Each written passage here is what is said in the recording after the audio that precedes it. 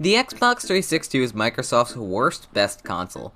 They made some horrible mistakes that set up their next console to fail. But now that the Xbox One is being phased out, the 360 has actually become one of the best consoles to play today because of how it's held up over the years. And dare I say it, the 360 is a better console than the Xbox One or even the Series X. Welcome, Web of Wires. I feel like a lot of teenagers and young adults growing up will share the same nostalgia over the Xbox 360. I feel like everybody I knew had one of these, and if not, it was the Wii. At the time, it was a great system for kids that weren't interested in Nintendo. It was cheaper than the PS3 and had the same third-party titles. But now that the system has aged a bit and we can look back on it, it honestly wasn't the greatest system of the generation like I remember. The fight between Sony's PlayStation 3 and Microsoft's Xbox 360 was pretty complicated. The PlayStation 3 was a solid system. It had good exclusives, PlayStation Move, backwards compatibility, a price tag of $600, an SD card slot. Sony was taking a loss in the system, and over time they took out hardware and continued to make new revisions that lowered the price. So the competition was pretty easy for Microsoft. Make a system that works and make it affordable. They somehow forgot a step. Again, as time went by, they released a new system that actually worked. The controller was awesome. Sure, it took AA batteries, but you could get rechargeable ones cheap. The game library was filled with new stuff to play all the time, and the online functionality was really intuitive. It was also $60 a year. Why? I consistently had issues with Xbox servers. They would cut out, I would have high ping, I would have trouble connecting to servers, sometimes it just didn't work. But not only did you need to pay $60 to even use servers, but you needed to buy a wireless Wi-Fi card for the fat 360 models.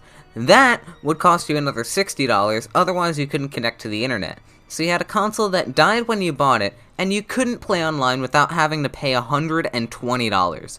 How could Microsoft put themselves down a deeper rabbit hole? Oh. Something else I thought I should mention if we're talking about the 360 is how much effort they put into the software and then gave up halfway through. Like, you can't use headphones on the headset port. That's exclusive to the voice chat. But the home screen needed to be remodeled. Actually, I don't like that one. But nothing was worse than the Kinect. Microsoft thought that they could replicate the Wii, and at this point, the Kinect felt really marketable. It was like the glasses-free 3D thing that Nintendo did with the 3DS. They just kept shoving that down your throat if someone mentioned anything Nintendo. So the same followed with Microsoft. I guess they thought it was the best alternative to having no AA batteries left in the house. But what it ended up doing was attracting a bunch of shovelware and focus shifting from great games to a multimedia device. They were replicating what Sony originally wanted with the PS3, an all-in-one device that did it all. When I think of Xbox, I think Halo, Gears of War, Forza, and that's all they have. I don't think of the last time I ordered pizza like a Jedi.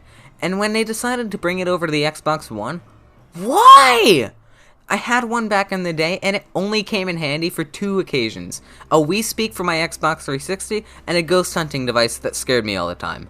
Towards the end of its life, the library was filled with Kinect shovelware and first-party shovelware. I can't remember any groundbreaking games off the top of my head that were exclusive to the system and released after Halo 3, but what the 360 had was absolutely amazing. Halo 3, Alan Wake, Fable, Forza, Dead Rising, Crackdown, Viva Pinata, some of the best games of this generation were exclusive to this system.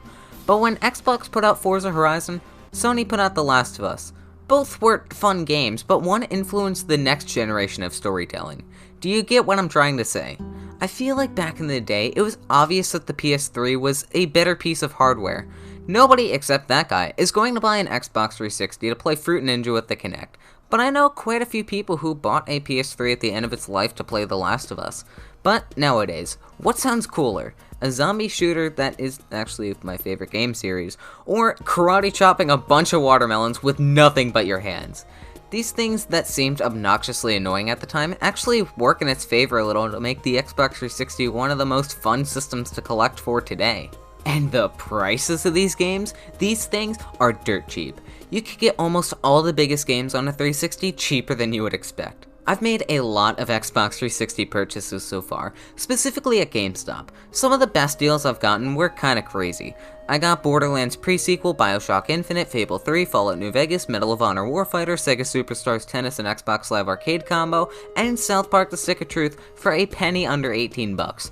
And if you somehow think this is a horrible deal, I paid the same amount of money to recharge my Xbox One controllers. You're probably looking at the cheap library bought in two ways, either confused that that's how cheap these things are, or looking back and thinking about how fun they are.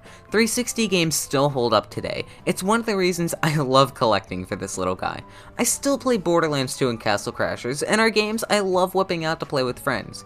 And if you want to get a little retro, all systems run most original Xbox games, which is awesome.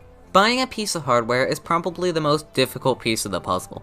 Most early models are dead. I've had 7 and all of them are broken except for one. The Slim model is easily the best, and luckily cheap.